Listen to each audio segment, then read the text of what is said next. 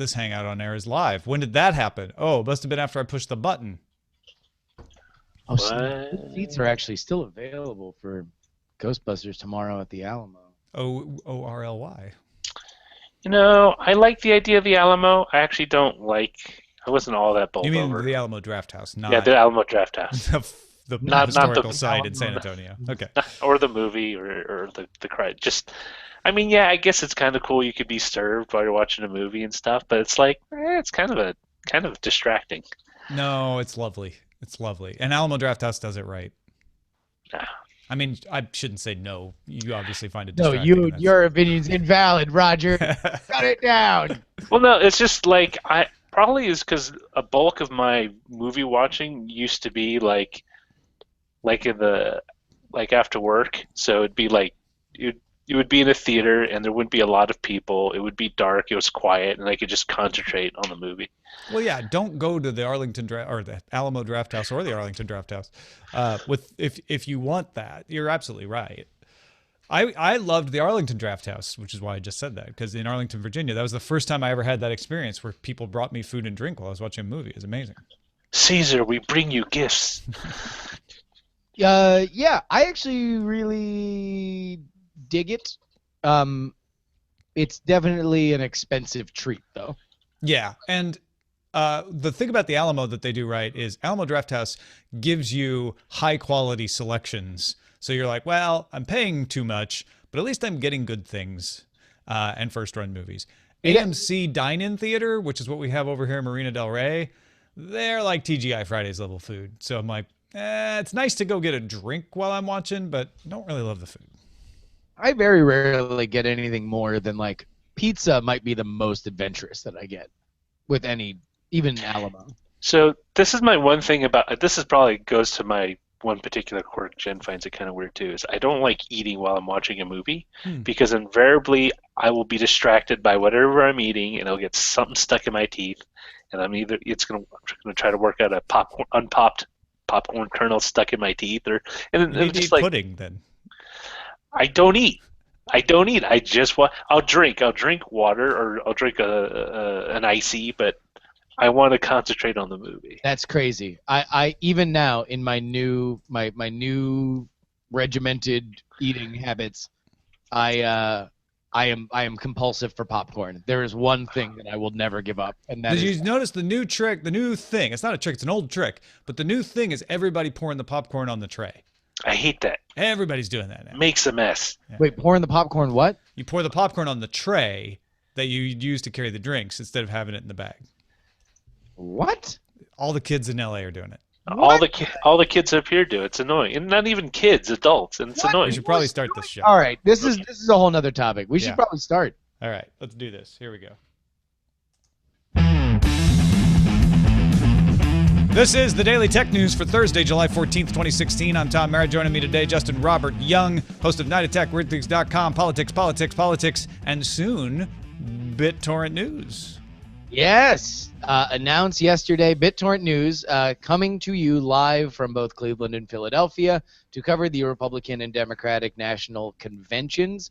I was very excited to be approached by them, and I will have it be known that the first connection that was made between me and BitTorrent News was made because of my appearances here on the Daily Tech News Show. So That's fantastic. thank you to everybody who has tolerated my presence here. Of course, I'll continue to do stuff. It might be a little iffy over the next 2 weeks, depending on what the schedule is. But thank you to everybody, and thank you specifically to Tom for giving me this opportunity. Hey, man, congratulations. That's fantastic. I can't wait to see what you guys do out there and to see you on the coverage. So go get the BitTorrent Live app, folks. Add it to your Apple TV. Now, Rhapsody relaunched itself as Napster today. I'm not joking. That's a real story. T-Mobile will offer free data for Pokemon Go users starting July 19th. Pokemon Go launched in the UK, and here are some more top stories. The European Commission announced a preliminary decision that Google breached EU antitrust rules by requiring some large partners to use AdSense exclusively between 2006 and 2009. This makes a hat trick. of 3 antitrust investigations for Google in the EU. Congratulations. Exclusivity was gradually replaced after 2009 with requirements for premium placement or minimum ads and the right for Google to authorize competing ads, so they still had problems even after 2009. Google has 10 weeks to respond to that one. The commission is also issuing a supplementary statement regarding charges that Google broke antitrust rules by placing its own comparison shopping search results above those of others. Google tried to argue that, hey, you should consider sites like Amazon and eBay because that's where people go to search for things they're shopping for when you're looking at the competitive landscape. The EC said, no, those are merchant sites. Those are separate. You're a shopping service.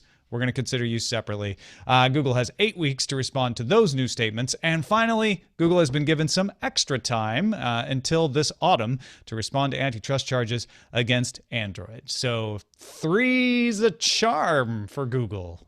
I'm not going to lie to you, Tom, and especially after that big introduction, letting people know that I'm going to be brought on from some sort of expert capacity for the knowledge that I have gained and expressed on this show. This is a bad way for me to segue into it. But whenever we get into these, trade issues in Europe, especially with Google, I never really know, is this Google being Google or Europe being Europe? You have watched these stories very closely for a number of years. It feels like the exact same story, like a Zubat just popping up far too often into my life. What is your take on this? Is this Google overstepping their bounds, or is this just Europe looking to ding them, or the EU looking to ding them like they've done so many times before? Yeah, it is a little bit of Europe being Europe. It's definitely a lot of Google being Google. I have, first of all, my wife works for YouTube, a subsidiary of Google, so I should make sure that you know that maybe my mind's all messed up by that. I don't know. I feel like Google shouldn't have to be accused of antitrust for putting links to their own shopping sites at the top of their own website. Now, I get it that it's different in Europe than in the United States, where Google has a 90% market share, and it's a much bigger market share, and it's not illegal for them to do these things. It's illegal for them to abuse their market position. I don't think that's abusing their market position, personally. I think there may be some market abuse with Android because of, again, that 90% market share that Android has, and I think that's worth looking into, but I don't think it's a slam dunk. This new one, though, I feel like is a glaring example of abusing your market share. If you say, hey, guess what? We're kind of the only game in town, so we are definitely the only game in town for our biggest clients. You can't even use ads from other people. Now, Google has backed off of this wisely over the past few years, and they should be encouraged to continue to do non-exclusive deals. But when you have this much market presence and you're trying to get exclusive deals, then you're going to run into trouble with antitrust regulators.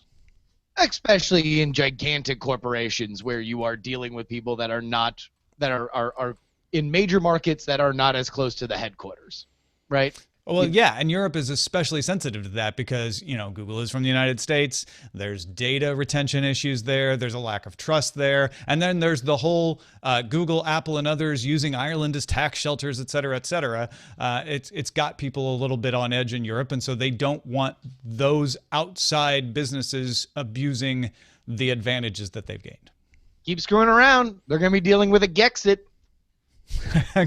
Well, they already had a Gexit in Spain, right? Where they said you have to pay to link to things in your Google News, and Google said, "Fine, we're shutting down Google News." Exactly. And, hey, why don't you pay to link both of them?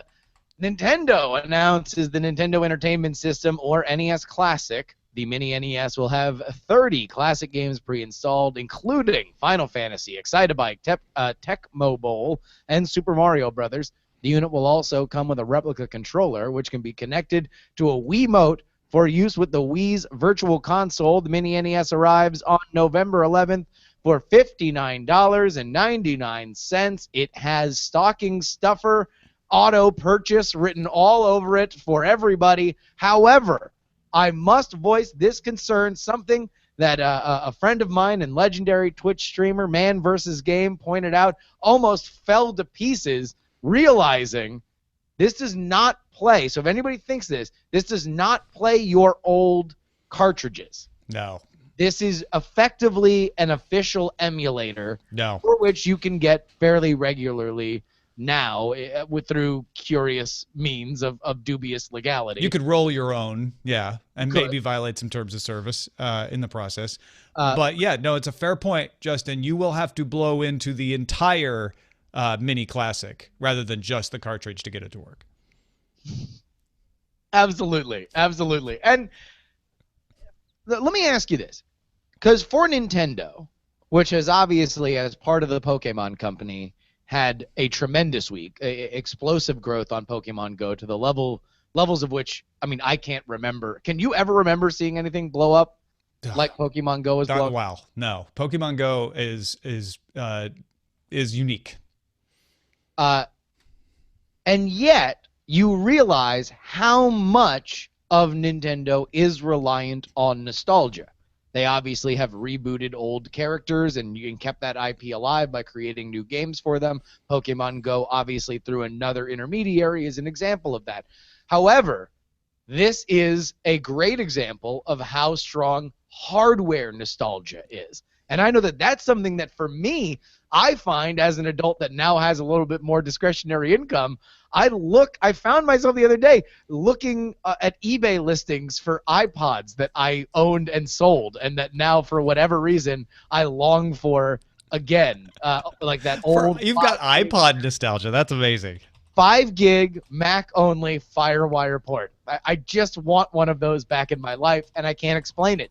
This is an example of them of Nintendo taking advantage of this. Can we talk a little bit about this $60 price? Because I'm from the Atari 2600 era, and so when they came out with the joystick that had all of the retro games on it, Atari did this. They did the same thing. Thing was like $25, right? What, $60? That's almost as much as a Wii. In fact, if you buy a used Wii, you can get one for probably $60. So why is this thing so expensive? It's only got 30 games on it, and it's an emulator, and it's mini, it's retro. This thing should be like $30 tops.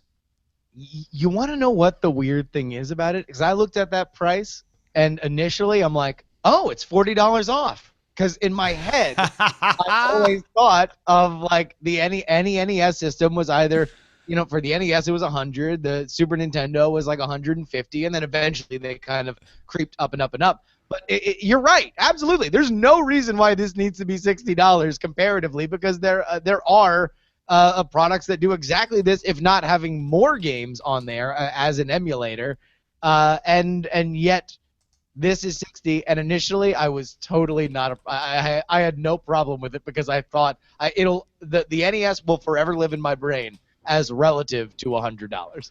Well, now BioCow's telling me that the Atari one is $60 on Amazon, and he's got a link to back it up. I found an Atari one on Amazon for $25, so Might have been used. Maybe it was a knockoff brand or something like that, or maybe it was used. So maybe it's equivalent. Maybe it's equivalent. So that's just market. Yeah. And plus, when the nostalgia is involved, price logic goes out the window. And it plays right to what you were saying. Like, oh, that's cheaper than it would have been back in the day. And also, if this is successful, why not just reissue the NES where you can play old cartridges and reissue cartridges? If vinyl, let me ask a serious question. If vinyl came back, why not old cartridges? Well, I would say, well, it's probably cheaper to make this as an all-in-one. Absolutely. But if people will pay $60 for this, you don't think they'd pay $70 for one with mini cartridges too? Make them rebuy all the cartridges. Don't get any ideas, Nintendo. Hey, the Second U.S. Circuit Court of Appeals in New York reversed a lower court decision and said no. Microsoft does not need to comply with a U.S. government search warrant asking for contents of an email account stored on an Irish server. Circuit Judge Susan Carney said warrants issued under the Federal Stored Communications Act reach only data stored within the U.S. So if the data is over there, you got to go to a court over there to get access to it, said Circuit Judge Susan Carney. I am paraphrasing. That doesn't seem unreasonable, right? No, they've been fighting this for a couple of years now. The U.S. was saying, no, you're a U.S. company, and you have access to the data, so you have to comply with the warrant. We don't care where the data is stored. And of course, this is one of the kinds of lawsuits that caused the safe harbor agreement on data transfer to fall apart in the EU. And they had to scramble and come up with the new privacy shield thing to say, all right, when we transfer data back and forth, what are the rules? Yeah. Well, it's good that we have a ruling on it, but I don't exactly know where else Microsoft was supposed to do but to fight this, right? Well, and the lower court said, no, you have to comply, at which point Microsoft was hinting around that they would just flaunt the judgment, that they would stand in contempt of court. So thankfully they've won this case. We'll see if this is the end of the line, though. It may still yet get appeals. Yeah. All right. Now consider this my audition for folks on Daily Tech News Show listenership. We're going to do our best to talk politics without exactly talking politics. Here's the story. Tech bigwigs are all jumping into the political pool today. New York Times has discovered that the PayPal co-founder and Gawker fighter and presumably Hulk Hogan's favorite real American, Peter Thiel, has a speaking slot at the Republican National Convention on Thursday the 21st. Meanwhile, 140 tech executives and investors, including Steve Wozniak, Ev Williams, Jimmy Wales, Vince Cerf, and more, have signed a post on Medium from Katie Jacobs Stanton opposing the presumptive Republican nominee, Donald J. Trump. So, 140 to 1 tech executives. It did feel a little bit, and I'm sure, I don't know if it was planned this way. It did feel a little bit like New York Times uncovered this Peter Thiel speaking slot this morning, and then 140 tech executives tried to gang up on him. Well, I mean, their motivations aside, I don't know if that is necessarily anywhere near as big a story as Thiel stepping up and speaking, because tech executives taking liberal political positions is not exactly not a headline grabber. Yeah, a gigantic headline when Ev Williams is showing up in a Stay Woke T-shirt during interviews and stuff like that. I think you are obviously going to have people that are on one side of the political spectrum. What's interesting about Peter Thiel, number one, this in general seems like a heightening of Peter Thiel's public persona. He is somebody that is very, very well known within the tech press, very, very well known around Silicon Valley. However, now between Gawker and Donald J. Trump and his support for him, and now a speaking slot, it carves him out as a Silicon Valley entrepreneur that now he can be the face of, especially in the way that we've thought of Republican business leaders in the past in automotive and manufacturing and stuff like that, and allows him to take populist positions. A lot of people who supported his fight against Gawker looked at it as Gawker being somebody that deserved comeuppance because of irresponsibility, right? That is a populist kind of idea. Donald J. Trump obviously running a populist candidacy, and it's interesting to see Thiel having those associations, beyond what he's doing. But also, hey, listen, Silicon Valley is officially about as mainstream can be when you are speaking at a convention. In general, in other elections, conventions are not exactly controversial, Wild West style things. You have well-intentioned, well-positioned people giving well-crafted speeches on both sides of the aisle. It'll be interesting to see what he wants to talk about and how he wants to frame his support for Trump, which is nothing new. Yeah, I think it's very interesting from the apolitical stance of Peter Thiel's somebody who doesn't really do a lot of public speaking. And now he's going to do the most public of speaking. And he's also he's in the Clint Eastwood slot, right? He's the celebrity speaker. He's that guy that comes from an area that stereotypically is from the other side of the aisle, and he's going to talk about, hey, not all of us think that way. Some of us think this way. And so I think that's fascinating. It's also fascinating to me, Peter Thiel often described as a libertarian, Jimmy Wales often described as a libertarian. The two sides of this aisle here. I'd love to see Peter Thiel and Jimmy Wales have a debate about where they think things should go. I think that would be fascinating. I mean, they're both extraordinarily smart guys, and they have very, very different ways of looking at the universe. Peter Thiel is somebody that can legitimately say he's got the fingerprints on elements of technology that people use every single day. Sorry, USA Today. I was trying to look up the other real quick, the other list of celebrity speakers. Among them, off the top of my head, I know are a few sports figures and UFC president Dana White, which, man, strange days, man. Strange. Yeah. All right. The Hollywood Reporter spoke with Apple Senior Vice President of Software and Services, Eddie Q, about Apple's TV strategy. One of those not impossible, but rare one-on-one interviews with an Apple executive where they could ask him the hard questions and he would answer them. Q sidestepped the question of whether Apple wanted to continue to try to offer a TV service. He said, whether we're providing it or someone else is, it really doesn't matter to us. So there's the funny article in Recode saying what he's saying is we've given up trying to make this happen. So fine, Sling, you and everybody else just go ahead for now and we'll get some of your money. Q also said Apple is, quote, not in the business of trying to create TV shows and that Apple is not, quote, actively trying to buy any TV studio or not TV studio, but any studio. That was in relation to rumors that they would maybe been in discussions to acquire Time Warner, the HBO parent company. There are also original programs coming from Apple. There's a reality show about app makers. There's a rumored Dr. Dre initiative. And Q sort of said, well, yeah, we like to try things where we think we have an advantage or can offer someone help. But that doesn't mean we're going to get into the business of doing it all the time. And Q says Apple is focused on hardware, making it easy to get your shows with a simple voice command or no command at all. And that harkens me back to Walter Isaacson's quote from Steve Jobs in the Steve Jobs biography where he says, I think we've cracked television. We just need to make the deals. Sounds like Q is saying, you know what? We have the interface. We know how to do this. We're just trying to figure out how to get the right programming behind it. Is this their white flag on television? Temporarily. I mean, remember, Apple never does anything permanently. But they are essentially saying, hey, Sling. Hey, PlayStation View. Hey, DirecTV.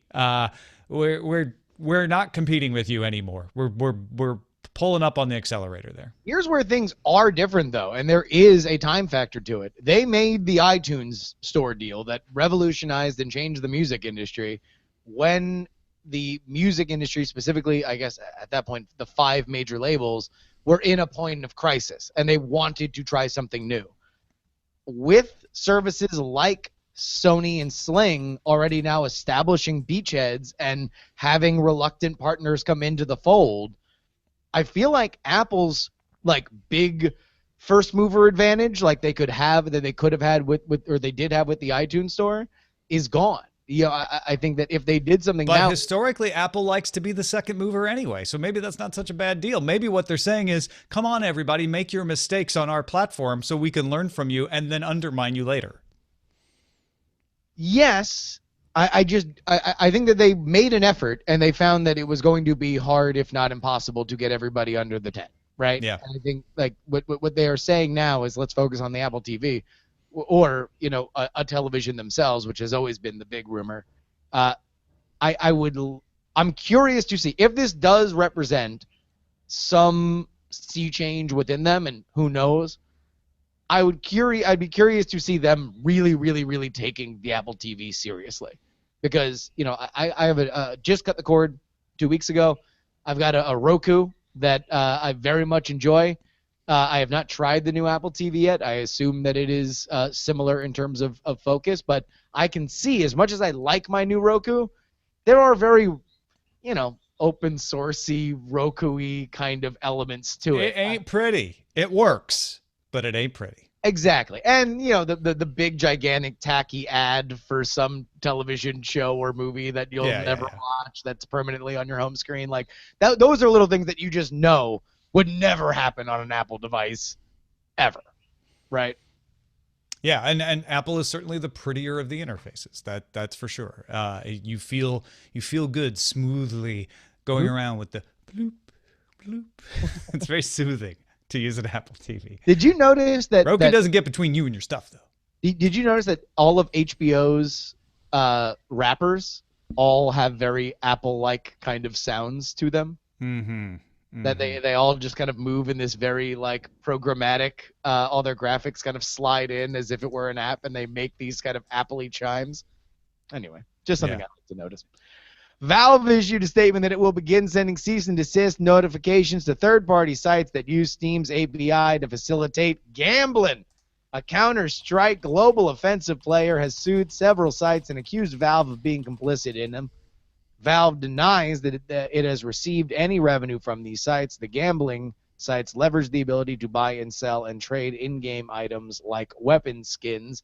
Of course, the CSGO lottery has been the reason why all of this has come to pass. Yeah, and a lot of people still accuse Valve of not doing enough fast enough and saying, well, it is your system and you were letting them operate on it. But I think they're finally trying to take a very firm line to say, no, we don't want them to do that. And this is Valve's big, their big responsibility from running the pipes is just maintaining the idea that people aren't going to abuse them. I'm glad that they have taken a step toward it. Thanks to all those who participate in our subreddit. You can submit stories and vote on them at dailytechnewsshow.reddit.com. Big thanks to our moderators, Scotty Rowland, Kyle, and more, who are in there making sure that it works well and stays working smoothly. You guys are the best. Get in there and vote. Helps us put together a better lineup every day. dailytechnewsshow.reddit.com. That's a look at some top stories. All right, let's get into Tesla. Consumer Reports evaluating Autopilot. Remember, Consumer Reports called Tesla like, they broke our review system. It's such a good car. Didn't have horrible things to say about Autopilot then, but they've taken a second look, and they think that by marketing their feature as Autopilot, Tesla is giving consumers a false sense of security. They note that Tesla says that Autopilot can, quote, help the car avoid hazards and reduce the driver's workload, on the one hand, but they also tell the driver, quote, you are still responsible for and ultimately in control of the car. Consumer Reports says those two messages are confusing. The car will do the driving for you, but you also have to be in control of it. And Consumer Reports recommends that Tesla should disable automatic steering in its cars until it updates the program to verify that the driver's hands are on the wheel. Now, Tesla says, look, and in fact, in the blog post responding to the public announcement of the death of Joshua Brown on May 7th, Tesla says our system makes frequent checks to ensure that the driver's hands remain on the wheel and provides visual and audible alerts if hands-on is not detected. It then gradually slows down the car until hands-on is detected again. Consumer Reports is not denying that. They're saying that's not enough. You shouldn't check every few minutes and then eventually slow the car down. You should say your hand has to be on the wheel or it won't work at all. Tesla responded to Consumer Reports saying, while we appreciate well-meaning advice from any individual or group, we make our decisions on the basis of real-world data, not speculation by the media. I don't know if they want to get in a data fight, but let's back off to them saying you need to change the name of Autopilot. Should they call it Autopilot? Justin, I know you've had problems with them calling it a beta before. I think that Autopilot's fine, and especially when you understand what, to say, okay, well, it's not like a plane's autopilot. It's like, well, no, it's more like a plane's autopilot than you might think. No, there's a reason why there's a pilot and a co-pilot. When you see, the pilot get up to go, to the bathroom, there's still somebody with their hands on, on the controls in a cockpit, right?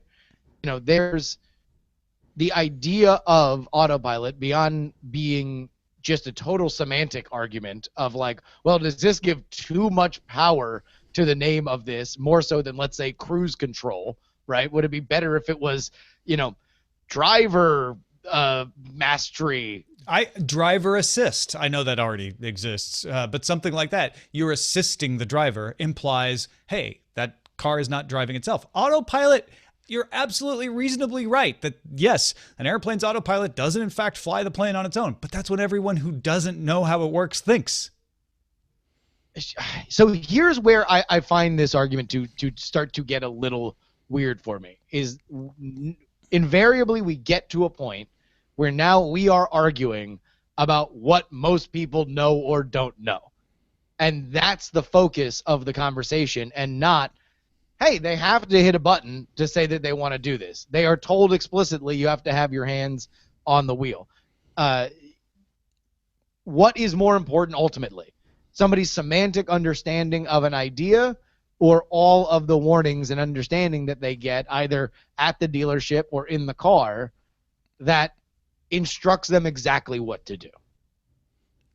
I see what you were saying, and I think that's a good argument for saying, well, maybe you should just change it to make sure their hands on the wheel all the time, right? Because you're saying what we should focus on is the effect rather than the nomenclature. Do we call it hands on the wheel and it will drive a little bit better, but not totally? So don't think that it drives it completely. Is that where we're headed? So should we allow for what they call ambiguous role allocation, right? That's the problem. If you have an entirely autonomous car, you know your role, which is to just sit there and let the car do the driving.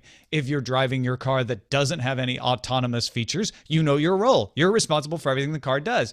When the car starts to change lanes and you're like, wow, I don't have to have my hands on the wheel, and look what it does, that's amazing, it becomes luring you into being distracted in a situation where it can be to your death if you're not paying attention. And you can say, well, you should just pay attention anyway, but that's not the way the human brain works. But materially more than cruise control? All right, that's a good question. So there was a 2013 study by the University of Strasbourg that found that episodes of drowsiness increased by 25% when participants were using cruise control. Reaction time to emergencies was lengthened by 1 second on average. Then there was a study by the NHTSA in the US in 2015 that found people took 3 to 17 seconds to take back control of a car that was autonomously driving. So yes, cruise control has the same effect, but it's not as pronounced as autonomous driving. Well, I mean, again, this is not autonomous driving. This is a assisted, it is greater than cruise control, but it is not autonomous in that. See, now this is where we get into semantic problems, because an autonomous automobile is something that does, by its name, totally drive it by itself, right? Autopilot is something that does 90% of it, that you need to have your hands on the wheel in case. Yeah, and by the way, Consumer Reports isn't saying just change the name and it'll all be fixed. They're saying we think you should change the name. We should think you should change the way you market it, the way you describe it. It's all trying to get to that thing of we hear auto and we think autonomous.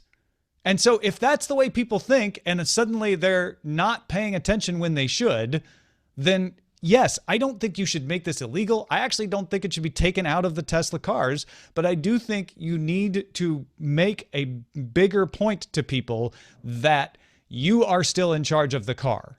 I don't know that it is clear to people, even though it says that you can. It's like EULAs. You know, like, well, it says in the EULA right there that you're not allowed to do that. Nobody reads the EULAs. Nobody reads all of these things, all of this text. So you've got to try other ways to convince people that, hey, you know what, this isn't an autonomous car yet.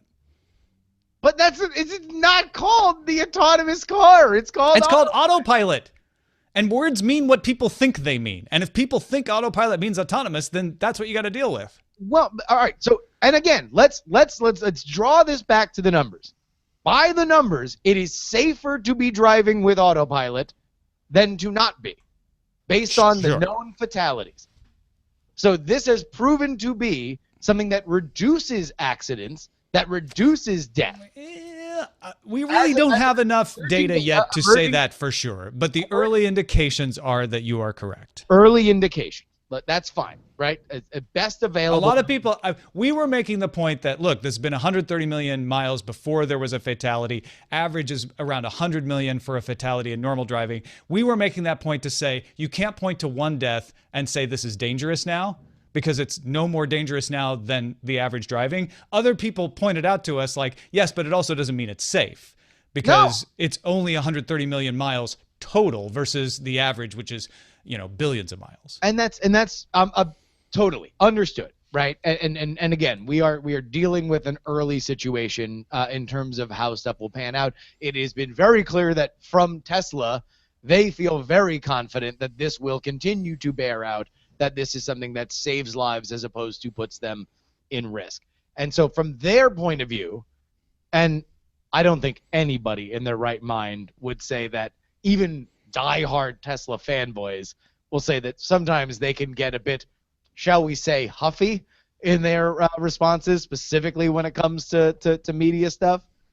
That they very much believe this will continue to be the story. You are safer with Autopilot on. However, there is no automotive technology that can be considered totally safe. Well, and that's the big question. How do you determine the danger in something where people die in normal operation? I mean, if you want to compare it, no Autopilot on is also very dangerous. So what is the relative danger between having Autopilot on? And that becomes difficult because it is not easy to determine when Autopilot prevented an accident. It is very easy to determine when an accident has occurred. And there have been more, July 1st in Pittsburgh, July 9th in Montana. I get that. But those alone don't prove that this is more dangerous than regularly driving a car, nor do they prove that it's safe either. But what does a name change? Does it make people more responsible? Does it make people like understand it better? I guess like here was when we first started talking about this, my problem, or not necessarily a problem, what I thought would change within Tesla is that we'd see a little less of the big carnival barker put a blogger in a car and let the car go super fast so they can scream and yell and show that, you know, the car does most of the driving by itself, right? That maybe some of that, now that they've been established, would be a little less sensational. So they were not at least setting up a culture themselves that I think directly plugs into videos of people playing Parcheesi and not having their hands on the wheel while the Tesla's in autopilot, right? Yeah. That I think would change. I think their behavior around it is something that I think, like in any business, can stand to continue to mature to the environment around it. And now that there's a big public death, I think that that is an element that could change it. I don't think that it's in the name. And I don't think that changing the name from Autopilot to semi-autopilot, but only if you're responsible, is going to make it any more or less safe. I agree with you that that is a horrible name to change it to. Yeah, I don't know. I think there is, I started off thinking like, hey, rose is a rose. It really doesn't matter what you call it. People are going to do what they want. And I still sort of believe that. But the more I think about it, the more I realize that we don't read, we don't pay attention. We don't like to hear all the details. We just want to know very simple answers. How many times you hear people like, stop telling me all these things. Just give it to me straight. What's the simple answer? And the simple answer in this is it's called Autopilot. And people just jump to a lot of conclusions from that. Will it save a couple lives if we change the name? I don't know. Maybe. Will it kill anyone to change the name? No. Why not? Well, I see. I think that you are skipping over the cost there is to Tesla. That Tesla has a very specific vision, and a lot of thought has gone into why they name them these things, and that to change it is not, you know, it's not like all of a sudden having something update in an app and now it's different, right? This is a large decision that they have to make within their own company. And I don't think that it is just as simple as a snap there. Not to mention, it's going against something that I'm sure they've thought a lot about. You can't be a company that's been as successful in pioneering technology like this and really putting it on the road on a level that nobody really has before, without, and specifically with electric cars, because obviously there's a lot of driver assist stuff that's out there with gasoline cars, without thinking about this stuff, without thinking of the existential ideas, without thinking about how consumers are not only going to react to it, but also want to be interested in buying it because it sounds cool. They are in the business of selling cars. Autopilot sounds like something cool. They feel like their messaging is strong enough to have it both ways, that yes, it sounds like something that will make my life easier and make my life safer, but I also need to have an involvement in it, and it doesn't do it for me. Well, yeah, I mean, they'll sell more cars if they call it robot drives your car too, but that's not true, and they wouldn't go that far. So there has to be a line somewhere. We're just arguing about where the line should be. What I do agree with you on is I don't think they need to remove Autopilot. And Consumer Reports doesn't even say that. And so I think that is important. Back on October 28th, after Autopilot was first introduced, and before they had put in the requirement that you had to have your hand on the wheel, Toyota president Akio Toyoda at the Tokyo Motor Show said if there is a major accident involving automated driving, technological advancement will stop suddenly. There's a lot of nervousness around this in the automotive world. So people's reaction is going to have a big effect on what companies are doing. And we've heard some big announcements this week from Jaguar Land Rover and others that they are continuing to explore this. So it has not brought technological advancement to a stop at this point, which is good. I mean, I think a lot of that is because it came after a certain, at least even if just to show early indication, after a certain mile marker of like, okay, like obviously tragedy. But the bigger thing here is if you're driving a Tesla and you turn on this feature, be it called whatever it is called from now until eternity, hands on the wheel, please, for your own safety. Yeah, think of it as something that just takes the pressure off your arm muscles. Don't think of it as something that's going to do everything for you. Pick of the day comes from Martin in thunderous East Sussex, who says, hey, if you want a little extra Google Play Store credit, I don't know, maybe to spend on Pokeballs, you might want to check out Google Opinion Rewards. He says, I'm aware some of the audience is already uncomfortable with the amount of data Google has on them, but for those who don't mind trading a little more privacy for Pokeballs, give it a try. It's available in the US, Canada, United Kingdom, Mexico, Japan, Australia, Brazil, Spain, France, and Germany. It is a Google Opinion app where you give Google answers to questions and they give you credits for the Play Store. Man, feed the beast. That's a lot of Pokeballs. Send your picks to the feedback at dailytechnewsshow.com email address, and you can find more picks at dailytechnewsshow.com/picks. Not all of our emails were about Pokemon Go, but many of them were. A couple of representative ones were from people in the industry. Victor wrote in to say he emailed his team at work to remind them of the no camera policy on company property, which playing Pokemon Go will violate if you leave augmented reality on. He spent some time playing Pokemon Go with his daughter and realized that while you can turn it off, it's on by default, and some folks may be playing the game on company grounds with the camera on. A lot of companies have this policy. In fact, another listener has that policy too. He works at a defense contractor and got an email that, among other things, noted that because Pokemon were placed on the site, Pokestops were placed on the site of the defense contractor, that a few outsiders had been climbing the fences to find them. So don't do that, people. If there's a fence with, like, barbed wire at the top, just let that Pokestop go.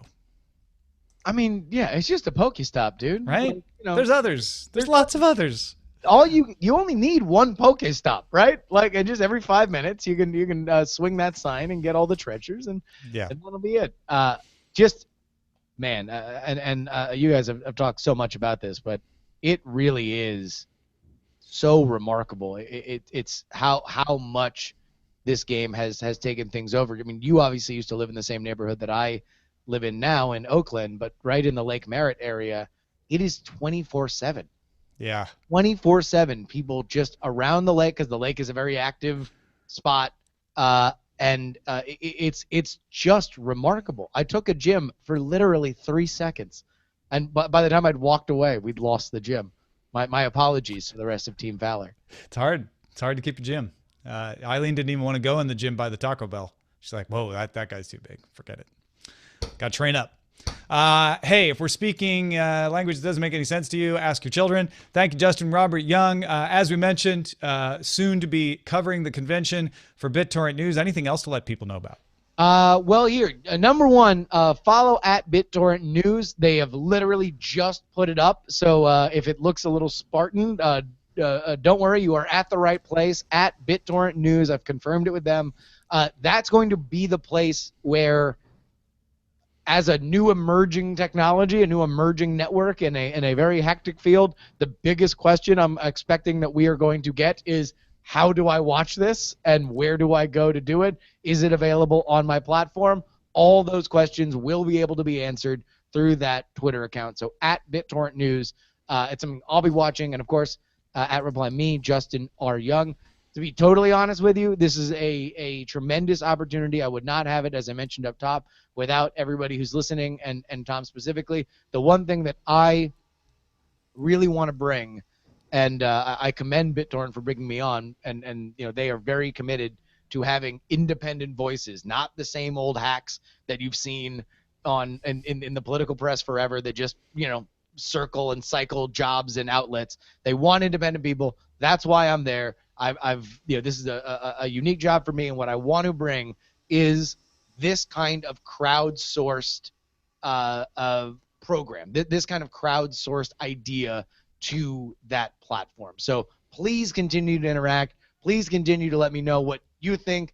It is the reason why I have the job, and I ain't going to stop now that I have it. So please continue to @reply @Justin R. Young, Justin R. Young on Snapchat, everything. And thank you guys so much for supporting me. And man, this is what I want Daily Tech News Show to be. I want it to be the thing that helps you be smarter about technology news as a listener, but also is the platform that helps people sharpen their skills and be able to do cool things like Jenny Josephson being able to go and produce podcasts and other things for Marketplace, Justin being able to go and do some awesome convention coverage for BitTorrent News and more. So that is what you're making possible.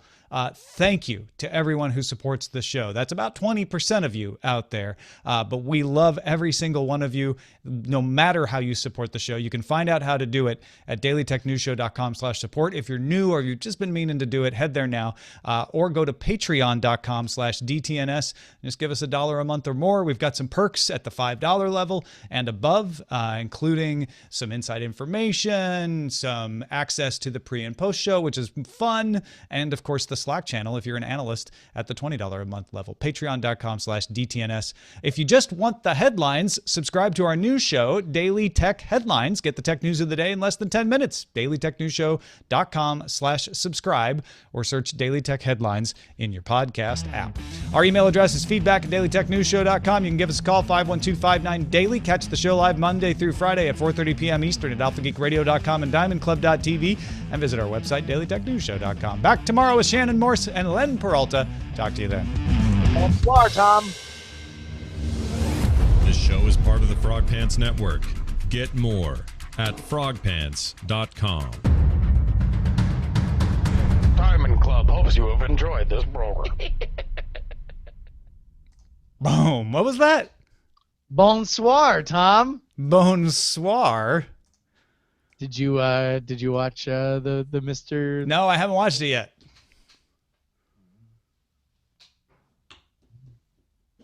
I'll assume that will make sense to me later on this afternoon. All right.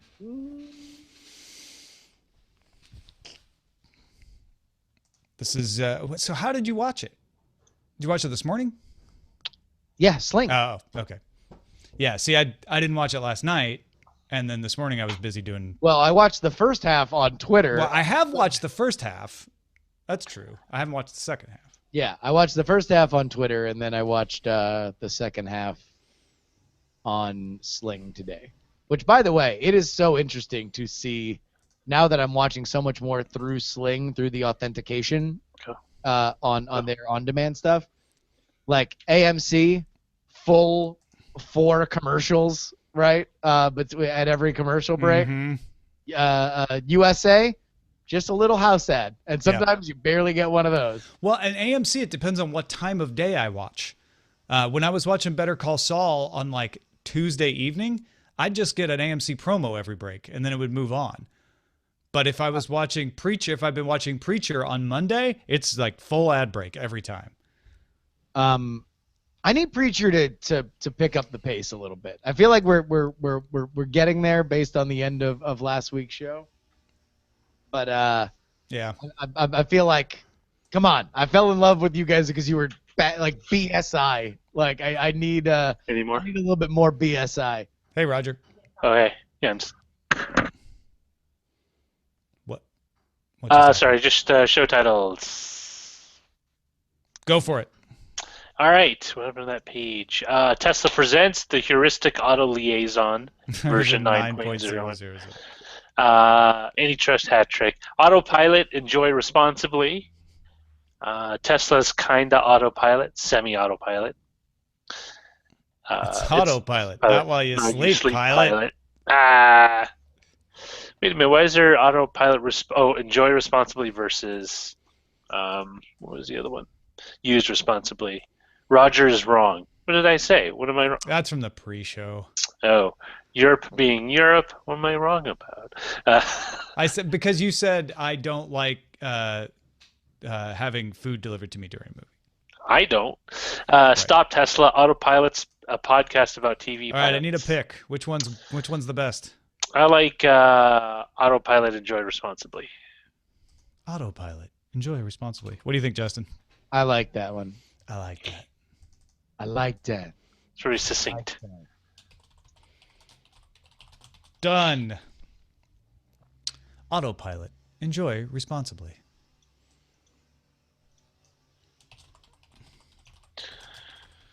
So wait, what was the thing that we said right before we started the show where we were like, that's a whole different conversation? Do you remember, Roger? No. Wow. That's how bad our memories are. We're so old.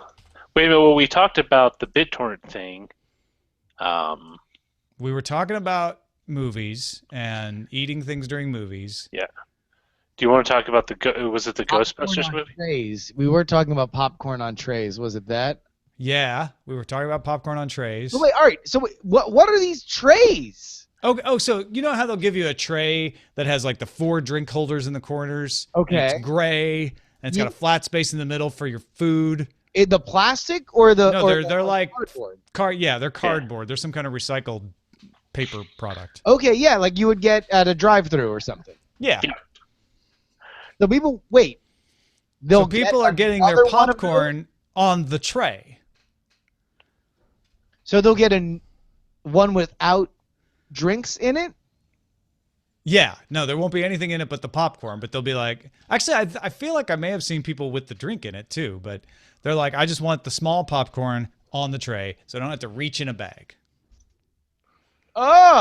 Wait, number one, the bag is half the fun because you get layers. If you salt your popcorn like I do, man, it is like finding the different levels of mineralization through a soil. Right? There are people who must think that's not fun. I want the nice even salting, and so I get that if I lay it out on the tray.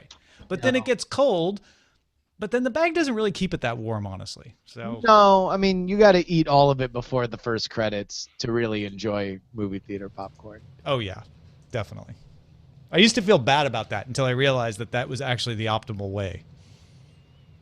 There's really very little shame I have in popcorn eating at a movie theater. Like we will go. In fact, I just before the show, I asked my lovely wife Ashley whether or not she wants to go see Ghostbusters on Friday night, and because it's a 10:55 movie, we'll wind up going out for dinner beforehand, and then like it doesn't matter how much we eat at Gracias Madre.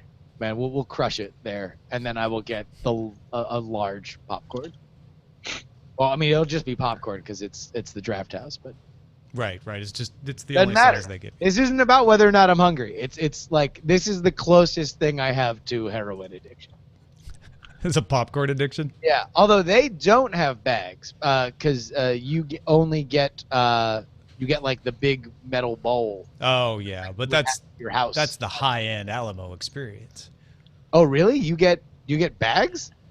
No, I'm just saying that. That is the Alamo. Oh yeah. Oh, yeah. They don't do bags. They give you a concierge experience. Maybe they could chop up some steak in little bite-sized morsels. Maybe I might eat in the movie then. I don't know, man. Number one, you can always ask. The chef's always open for notes. I want you to cut it like I'm like 8 years old and can't be trusted with a steak knife in the dark. What if you just get it as a shake? You know what? That's one of the. You know, I had a red velvet cake in a shake, and I can honestly say I did not enjoy it as much as it sounded like I would. Well, you don't get the texture. That's the problem. You just get chunks of freaking red velvet cake in your milkshake. It's not all that pleasant.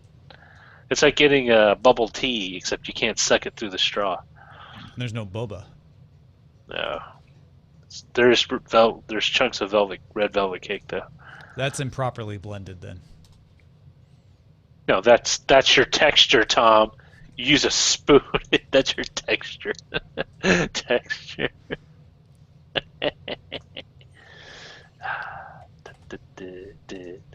Just saying, it's a Here, thing. Roger Wine. That's the next Patreon level.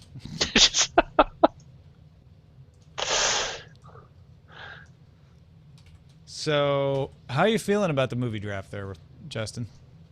Oh, it's coming down to the wire, isn't it? You're not feel like you've got it wrapped up? Well, it really depends on how Ghostbusters performs. Right now, we're looking at maybe another $120 million weekend, with Ghostbusters pulling in. Actually, no, probably closer to 100, because right now Ghostbusters is tracking anywhere between 40 and 50, and Secret Life of Pets is tracking around 60. So if we can get another $100 million out of it, that puts us in first place and puts us roughly 200 million ahead of you guys, which Right. means Star Trek Beyond and Suicide Squad need to make at least 200 between them, plus whatever else Secret Life of Pets. Like, I have a feeling Secret Life may fall off the cliff because it's getting panned, and all the people who just wanted to see it anyway saw it. yeah, But Ghostbusters is probably going to do better than people thought because it's getting positive early reviews. well, but kids' movies also don't shed in the same way that like adult movies do. Yeah, but there's Ice Age coming out, and Finding Dory's still in the theaters. So I feel like there's a little bit of a kid glut. You don't think that will affect it?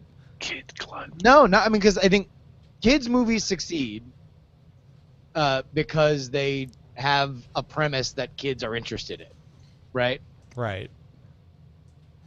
And if it's, also like the idea that kids' movies have to be critically well reviewed is kind of like a pretty Pixar-y kind of phenomenon, Yeah, no, you're right. right? Well, you don't use the same critical reviewer's eye for like the Goonies. Well, no. Only I'm take talking about like little a Ellie to the best cartoon movies.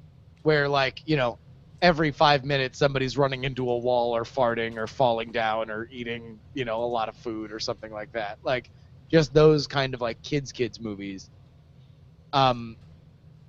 Really pre-Pixar, how many animated movies were like, oh yeah, no, this is also a great film? Yeah. Herbie the Love Bug was never reviewed that way, as far as I know.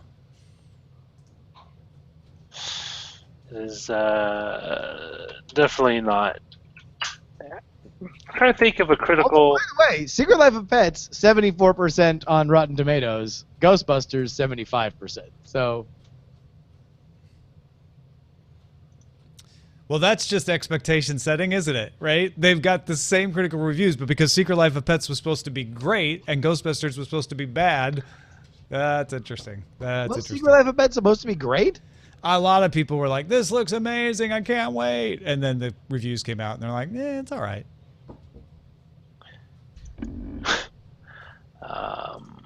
Was there? Wait, how was Zootopia? Zootopia was really good, right? Zootopia was That really was good. very well reviewed. Yeah. That is the movie to take your child to if you want to show them an excellent film. So Zootopia was 89%. But then again, that's a film that very much it had higher aspirations than I think Secret Definitely. Life of, like Secret Life of Pets is like, hey, does your cat, when you leave for work or school, like, are they a fashionista or are they a death metal listener? Like I don't know. Let's take a look. Zootopia was like, hey, let's tell an allegory to the crack epidemic of the 80s. Yeah. Well, and with the flushed pets in Secret Life of Pets, I feel like they missed an opportunity to tell an allegory about the outsider and its alienation from mainstream society. Sure. You could, and they didn't, and that's fine. All right, that is it for the Daily Tech News Show post-show today. Thank you, everyone. I don't know why I'm accidentally doing a somewhat offensive imitation. That was an accident. Goodbye.